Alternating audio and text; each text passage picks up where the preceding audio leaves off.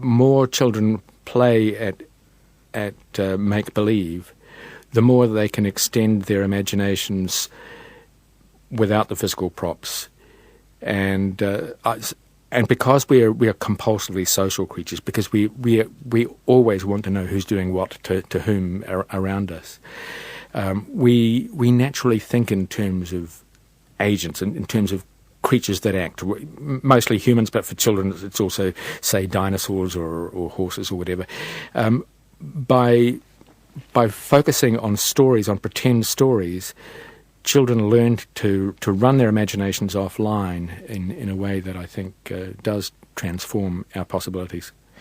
You cite the case of Homer's Iliad, which you look at with rather fresh eyes as a result of all this. The Odyssey. The Odyssey, and the Iliad as well. Yes, yes. This was take the Iliad, a case of a conscious selection, as it were. It chose the 9th year of a 10-year war, and builds that out and builds out the case in the Odyssey and whatnot.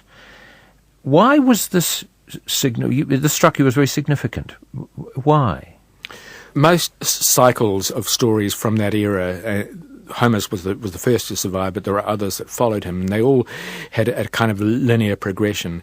He doesn't do that. He wants the drama of going to a key moment, and yet it's also a moment that probably wasn't a key until he made it. It doesn't seem to be a necessary part of the history of the Trojan War.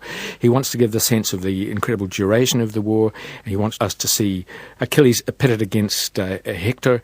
It's just a wonderfully complex irony that his great story of the Trojan War story, is really a fight about not fighting. Achilles fights with his leader Agamemnon, saying that he's not going to fight because his prize woman has been taken off him by Agamemnon, and that fight between those two, of course, leads to enormous bloodshed on both sides and to the death of the Trojan hero Hector.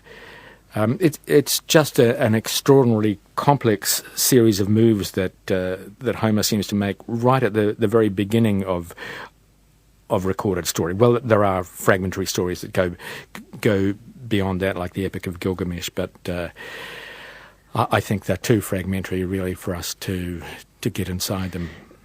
How does one explain the phenomenon of Shakespeare, for instance, in human evolutionary terms, in the evolution of telling stories? I mean, a sudden brilliance, and 400 years later, nobody's come even close. Yeah. Well, that's for my next book. No, I do talk about genius in On the Origin of Stories, and I use the example of Dr. Seuss. In fact, Random House published him, and they also published the Nobel Prize winners William Faulkner and Eugene O'Neill, and Bennett Cerf, the head of Random House, said that Dr. Seuss was the only genius he published, and I quite agree. And what I talk about there is, well, one thing that genius requires, I mean, apart from gifts out of the average, but it's natural in biological inheritance that you're going to have a kind of bell curve, and some people are going to be off at the high end. But on top of that, genius seems to involve a kind of going back and back, producing ideas, sifting them down, producing again from the best ideas you've already had, which is itself a kind of process that parallels Darwinian evolution. In fact, people have names for these subordinate processes that follow the same pattern called, Dawkins calls it universal Darwinism, others call it Darwin machines.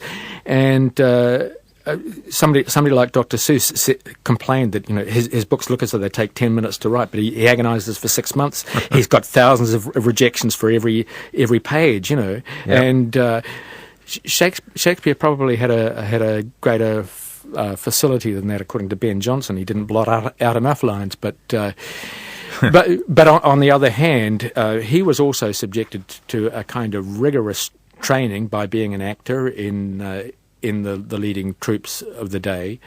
Although his performance is on a level that's way, way higher than I think any of his other contemporaries, those contemporaries were also producing very good drama, and without that he wouldn't have been able to invent from scratch. Yes. So he is just another cog in the evolutionary wheel. You say the individual and social benefits of art create a positive feedback process that amplifies individual and collective invention. So it's a kind of tsunami in a way, isn't it? although tsunamis end, yes, there's obviously not going to be an end. Yes, no, this is more a feedback cycle, so that because, say, writers have read a lot of, have an appetite for reading the greatest writers of the past, who all challenge themselves and challenge the reader, they want to challenge themselves and their readers in new ways. So they're looking for little niches of novelty all the time. So and the same, of course, in any other discipline, in, say, technological invention. So things are very slow to start off with. If you look at the origins of art, things like hand axes last for 1.5 million years. Things like the Venus figurines that were the first sculptures we have lasted for about 20,000 years, and the cave paintings, there's very little difference between Chauvet and Lascaux in those 15 to 16,000 years difference. But then gradually the impetus for innovation ramps up. It becomes a kind of hyperbolic curve, and so now we have innovation faster than we can keep up with in every direction. Yeah, I was going to ask you about that, because advertising seems to me to be which is largely the telling of stories, often obviously fictional stories. Well, in fact, some people regard all of it as fictional. Is that the most advanced form of manipulation of our appreciation of stories? And where does advertising now fit in this continuum? Well, it's interesting that things like advertising and, say, documentary making and non-fiction books have picked up on many of the techniques of fictional storytelling in ways that they didn't have before. If you remember documentaries when we were young at the movie theatre, there'd be this pompous official-sounding voice doing a kind of rah-rah about achievements that nothing remotely artistic about them. Nowadays, documentaries can be riveting because they use narrative and character in a way that really engages us. You have the docudrama as well. Yes, and advertising too. If you look back at say turn of the 19th century advertising, it is just straight information, perhaps with perhaps a little illustration. But nowadays the appeal to the imagination, especially in those storytelling advertisements, is very, very different, and makes some of them actually pleasant to watch. Now for a rather more speculative question. Artificial intelligence will, I assume, someday at least replicate part of the human imagination. Will it alter the human capacity to tell stories? Will it change us in our ability to make up stories? What's going to happen? Any idea? Well, no, none whatever. I teach a course in literature and science where we include some science fiction, and science fiction writers, of course, play with these ideas, and the likelihood that we'll be becoming cyborgs, having electronic implants, ramping up our capacities is probably quite high. It's a bit scary for us to think of, and well, there certainly are computers already that generate different kinds of what you could call art, visual art, music. There are some that have generated a kind of poetry, but only by the kind of standards of modern poetry. But we're just going to get better at that, though, aren't we? I mean, or they, not us. Yes. No, it's us and then they. Well, of course, I think it would all depend on the brilliance of the programming. Yeah. And to create stories, you'd really have to pack into a computer as much as our real human mind has of human experience, human emotions, human play in the early days, and a human knowledge of all the stories that are out there.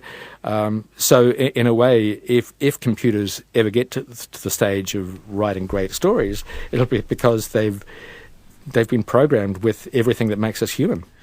Yeah, that was the University of Auckland Professor Brian Boyd talking about his latest book on the origins of stories, Evolution, Cognition and Fiction.